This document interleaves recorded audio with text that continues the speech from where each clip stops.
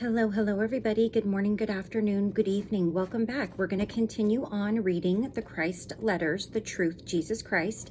And today we start on letter 5. And as a reminder of the contents of letter 5, Christ begins to explain the true processes of creation. He touches on what science and religious doctrines have believed and then rejects them and defines the truth of being.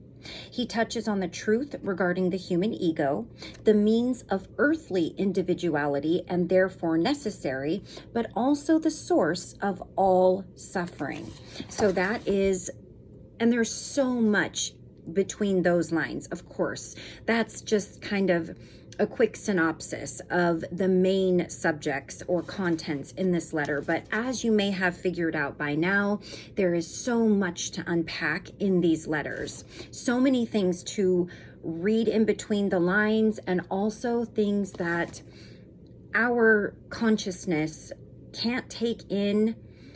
It's more on a subconscious or unconscious level that we may be taking this information in, especially if we're not understanding it right off the bat, which is totally fine. All right, so as a reminder, if you have not done so already, I always recommend taking a few deep breaths before you start to listen to this, and ask to put yourself in a place where you can receive to the highest level that you are able to receive at this time. Ask for assistance in that, and also in assistance with discernment. And of course, always approaching this with an open mind and an open heart. All right. I, the Christ, am writing this letter 5 to clearly define the hidden reality, which I also refer to as the universal and divine, to help you stretch your minds to understand that whilst you are an individual, that which has given you being and individuality is itself universal, eternal, infinite, everywhere without beginning or end. For the sake of those people who have chosen to read letter 5 before my earlier letters describing my life and true teachings on earth, I will make a further statement that my true Jesus Christ self must not in any way be confused with the Jesus recorded in the New Testament. Since my original teachings in the form of the 4 Gospels have been distributed worldwide and grossly misinterpreted, it is my intention to begin teaching truth of existence by explaining the true meaning of my original terminology as quoted in the Gospels. This is necessary to dispel and eventually eradicate from people's consciousness the misunderstandings which have persisted and misinformed generations of spiritual seekers since my life on earth. When on earth, to describe the reality behind and within existence, I deliberately coined the term Father when referring to God. This was done for 2 reasons.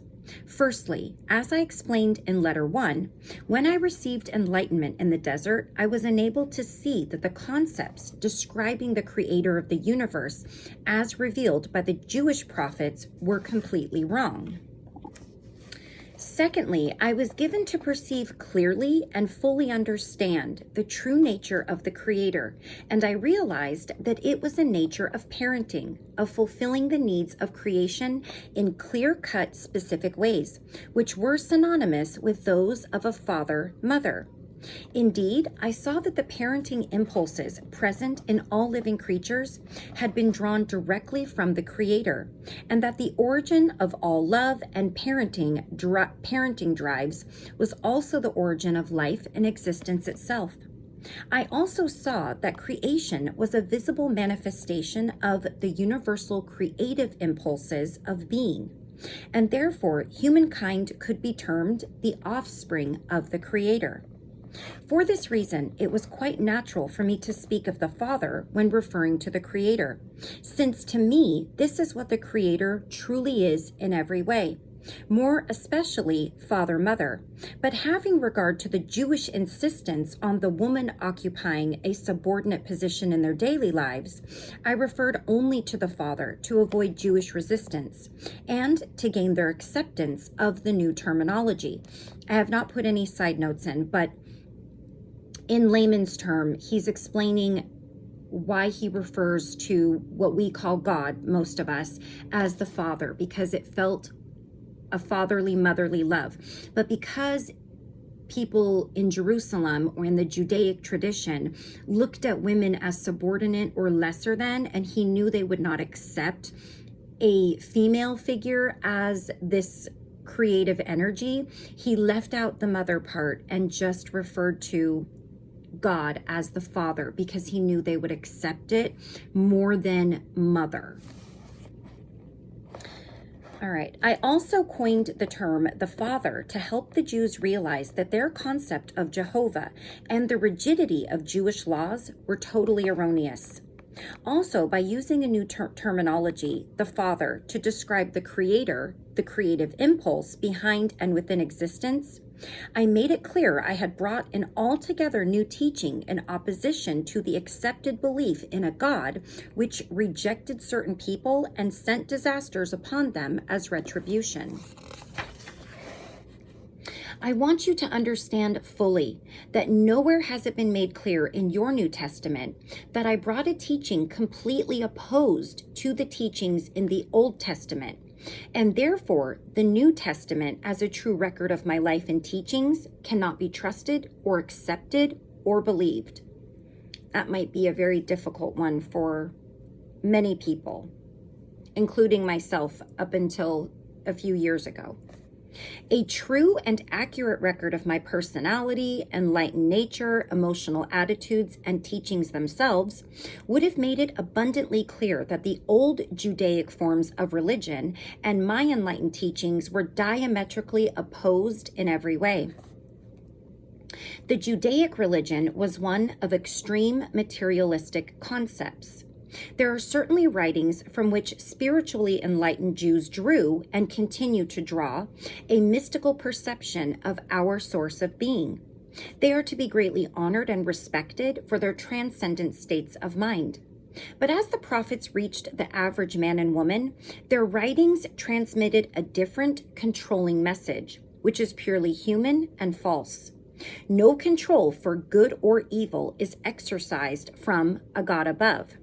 If there were, the world would not be in such a shocking state of upheaval and misery. I brought a new teaching, which was directed exclusively at making people aware of universality and love, the indwelling nature as well as the transcendent nature of that which brought all creation into visible manifestation. It is my purpose to make this abundantly clear to enable seekers of the truth to rid themselves of any remnant of belief that I was merely a prophet in a long line of Jewish prophets, that I continued preaching their themes of an almighty Jehovah, possessing ambivalent feelings towards his own creation. Fear of Orthodox Jews kept my disciples in line with what they had decided they would tell the public about me. You must remember that to gain new Jewish adherents to Christianity, they were afraid to discard the Old Testament since it had held the Jews together for centuries. Therefore, they extracted and added on from my teachings whatever was compatible with the old religious beliefs. My genealogy was listed to reassure Jewish people I had descended from King David. Why should they bother with this unless they wanted to make it clear that I was very much a Jew of ancient lineage and therefore could be a candidate for messiahship? If they truly understood what I had come to earth to do, to break away from the past and lay the foundations for an altogether new future of understanding and activity, they would have made valiant efforts to make certain that people understood the true purposes which drove me to the day of my death. But they did not do this. They obscured much of what I tried to teach. A strong-hearted disciple of mine, Stephen, was less afraid to speak about my true teachings, although these had also been embroidered. But even so, he was stoned to death. You must understand that life for my disciples was precarious, and it is little wonder that my true teachings were covered over with traditional thinking to make it more palatable to the public. Even so will there be fierce disputations when I say that Christianity only presents a record of some of my statements and healings, which are not in too much conflict with Judaic teaching. It is a religion coined by my early disciples and by Paul after his induction in Antioch to keep the Jews together as far as possible and to bring Gentile converts into the fold. Expediency then became a facet of Christian thought. This is the truth of my life and death on earth.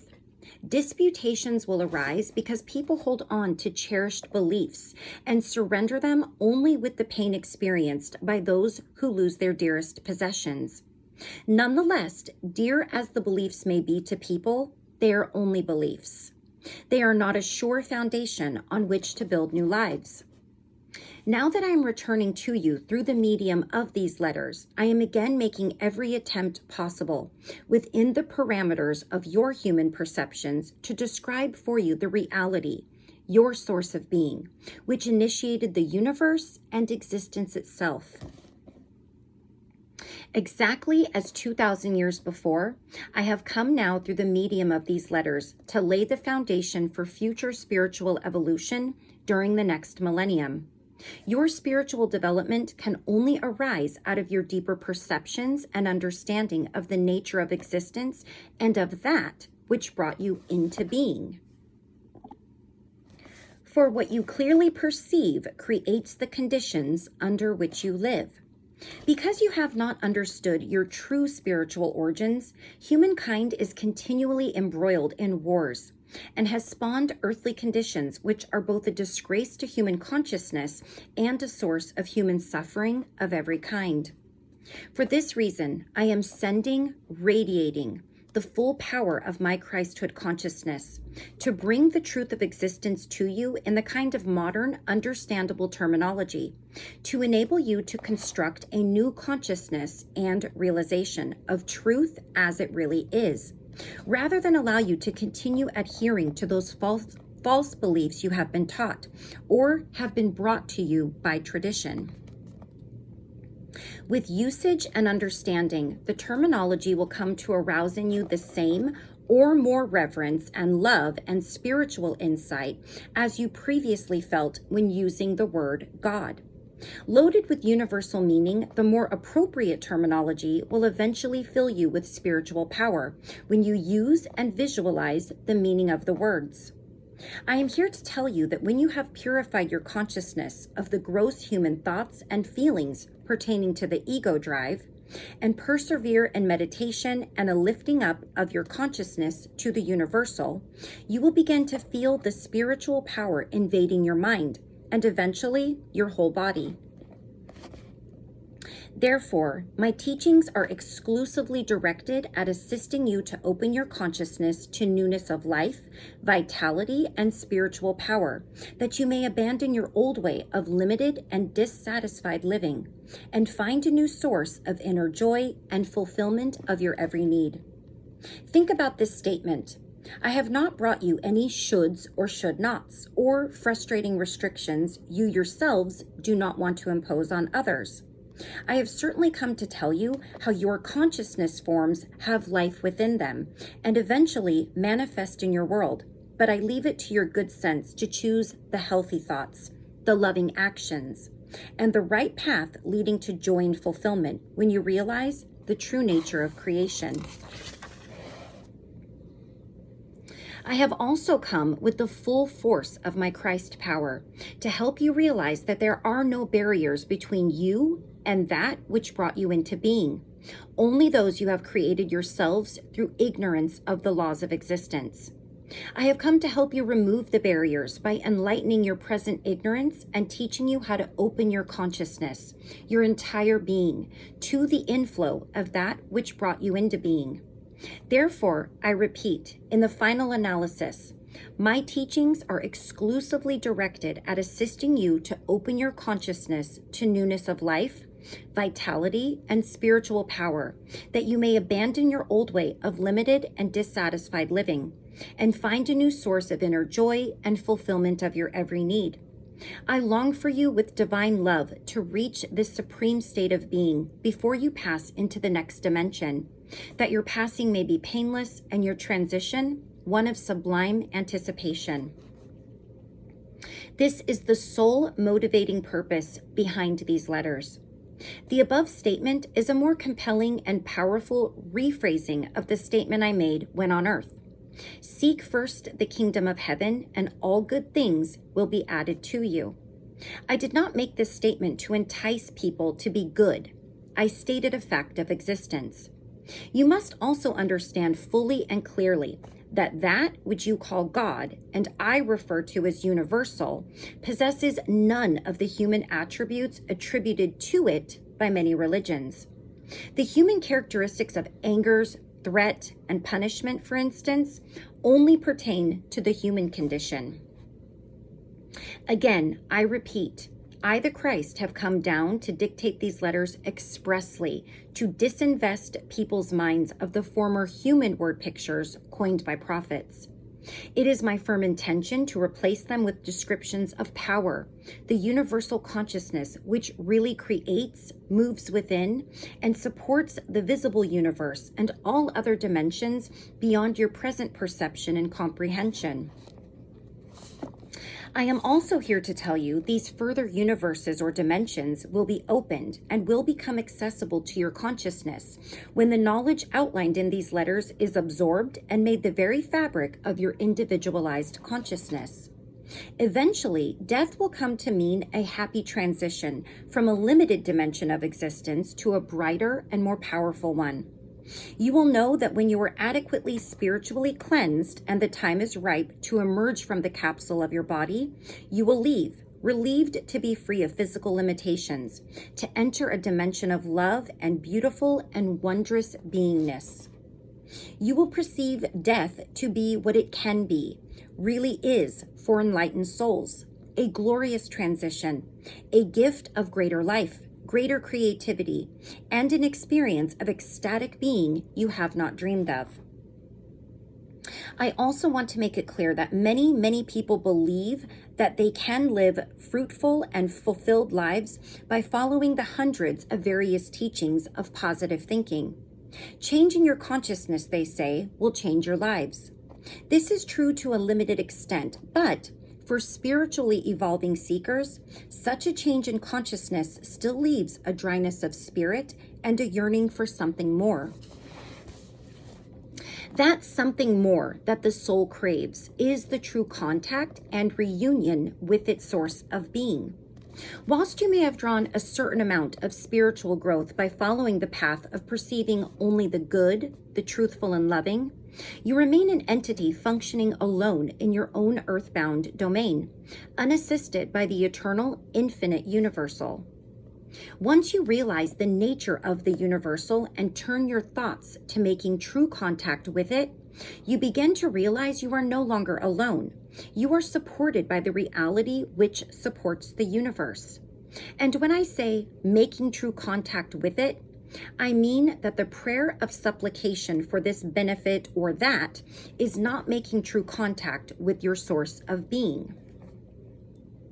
Your prayer is certainly received into the source of being, and an answer is frequently received swiftly, and the need is fulfilled, even as you have asked.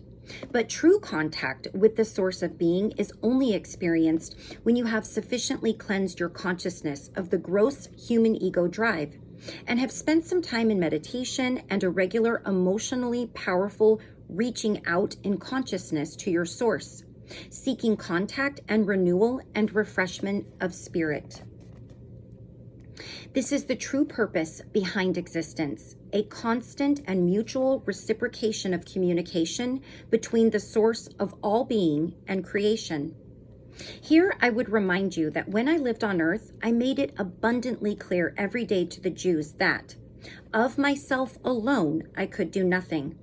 I constantly stated that it is the Father does the work, not I. I have come at this time to enable you to make the transition from earthbound human consciousness to that of enlightenment when a person knows that he or she finally knows the truth of being. Undoubtedly, deeply religious people, indelibly indoctrinated with religious dogma and theology, Jewish, Christian, Muslim, Hindu, or belonging to any other religious persuasion, will find it difficult, even painful at first, to accept and make good use of these letters. 4. A conditioned and programmed mind is like concrete. Cherished beliefs used as talismans, emotional supports and affirmations to give strength in time of crisis, are emotionally imprinted in the subconscious and usually incorporate in them a fear of offending God when contemplating moving on to some higher truth.